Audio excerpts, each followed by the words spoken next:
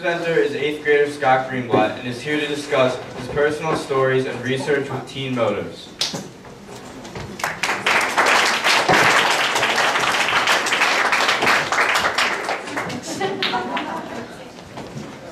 Hello. I'm Scott Greenblatt, an 8th grader here at Lawton C. Johnson Summit Middle School. And for the past several months, I've been observing the differences in teen motives. Now, you may be thinking, teen motives? Ha! I can observe that with my eyes closed. Or, at least, that's how my mind works. But before I go into teen motives, I would like to start with a little bit of a story. And believe it or not, I've been told I'm a pretty funny guy. So please, don't be afraid to laugh if I happen to tickle your funny bone. See, that was funny, due to the humorous and out-of-the-ordinary use of the action verb tickle. Trust me, I've done my research. But before any of that, I have to ask, have any of you ever stolen before? Anyone? Come on, I see some of you smiling. Well, if that's all the evidence I'm going to get, I do know that whether it was big or small, on purpose or by accident, it's happened to a lot of people before, including me. Yes, I know, I, Scott Greenblatt, the kid that spent every single one of my Tuesdays at an after-school TED-sanctioned event, has stolen. But the thing is, it wasn't on purpose. It was an accident. So, it was August, and it was hot. And I was at an awesome water park with some of my camp friends. So, around the water park, there are some convenience stores scattered around. And being a 12-year-old with no parents telling me not to buy as much junk food as I could, I felt obligated to get as much junk food as I could with my $7. So, I walked into one of the convenience stores with two of my friends. One from Connecticut, and one all the way from Spain. That's right, he was Spanish. And you know what they say? When you're with a native Spaniard... Actually, I really don't know what they say. I think I just made that up. Nevertheless, these were both two really cool kids, and they're both two of my great friends. So, we walked into the store, and while my friends were getting online to pay, I still hadn't quite decided what I wanted to get. So, I took out a soda that looked pretty good. And when my friends finished paying, we walked outside. That's right, with the soda that I hadn't paid for yet. But by the time I realized that, I was well outside of the store, and we were already on our way back to our meeting spot. I can still remember being in shock. "What should I do?" I exclaimed.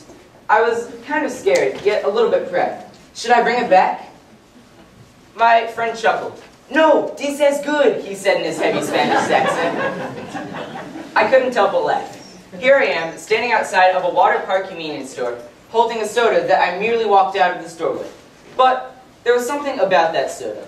It wasn't just a soda, but almost equivalent to currency at camp. And with that free soda, it allowed me to get more with my $7. So, you probably guessed by now. Yes, my friends convinced me, I kept the soda, and honestly, it tasted great. So, that's my story. But honestly, this kind of story isn't so uncommon. In fact, according to the Los Angeles Times, teens often want to emulate their peers. And although I may not have thought I was doing this at the time, maybe I walked out with that soda just because I was trying to be as cool as my two other friends. Adding to this article, Valerie Yulene writes that, with friends, teens try to adapt and fit in for acceptance. People do this constantly. Every day, teens are influenced by the way others talk, dress, act, and more. Which leads me to my overall point. Based on studies that I have done in TEDx, I have found that teens are often affected differently depending on the group of people they are with. Meaning that if I were at the water park with my parents, maybe I wouldn't have walked out with the soda. Allow me to explain. I've been gathering information to prove that teens are impacted differently by various groups, such as parents, friends, and even the media. To prove this, I issued a survey to all of the students in 8th grade on Team C.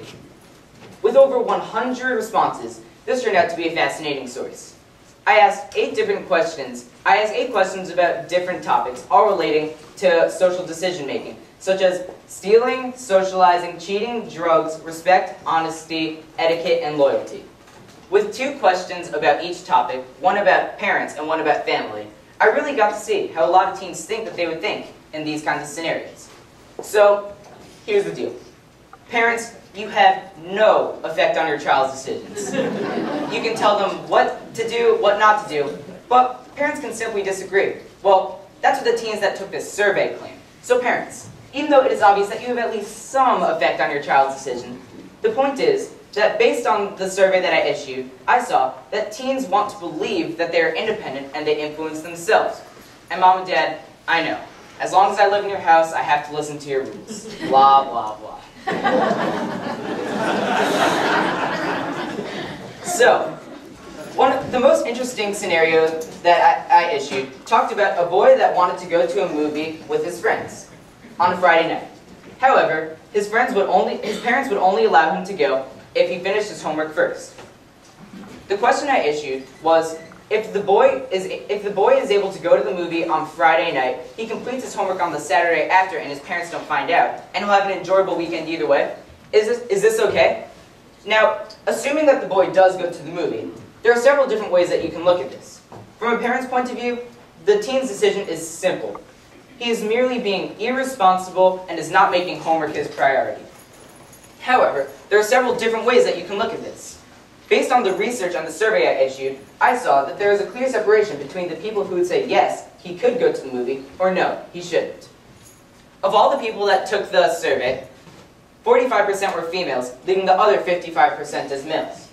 On average, I saw that the majority of the girls answered along the lines of how they felt obligated to obey their parents' orders.